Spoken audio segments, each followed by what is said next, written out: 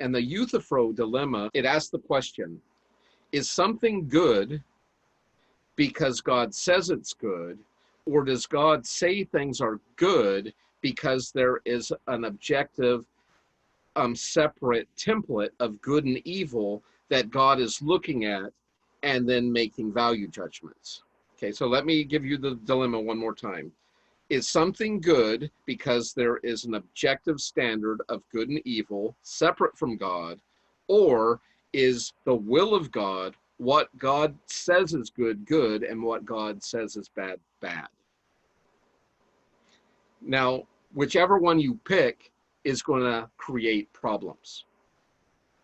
Because if you say good is whatever God says it is, then that makes good and evil completely arbitrary based on the deity.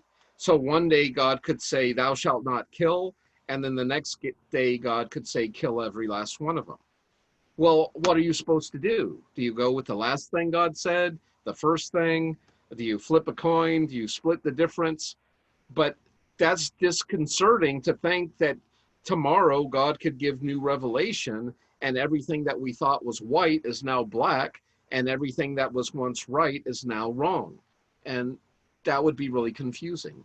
The other option, though, that there's an external standard of good and evil that God is looking at and then making proclamations, do you see what that does to God? Now God isn't the end-all be-all, and his word and will is the standard, but now God is subject to some standard outside of himself. So now you have a limited or smaller type of God than a one whose very will or word determines good or evil. But that God, we are under his whims of what he's going to declare. Do any of you have like a solution to that dilemma? Well, like, what if the whole like good or bad thing is like reflective of God, like reflective of his character? Like he's not limited by it, but it's reflective of who he is. That's very good on him. And in fact, in the scriptures, that's exactly how God is defined, as good, right? It's like synonymous. God is good. But that type of good, it's not like when we're talking about good, like that was a good cheeseburger, or I got a good girlfriend or boyfriend, or that was a really good class. We're talking about absolute goodness.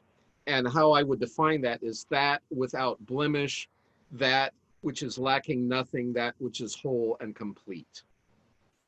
If I had to just define what is the good. But that's how I would define God as well. That which is whole, perfect, complete, lacking nothing.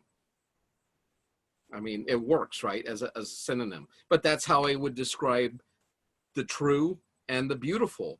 And what you're going to see for these ancient Greeks, the good, the true, and the beautiful are all synonyms, but they're also all synonyms for God, the good, the true, the beautiful. Love it.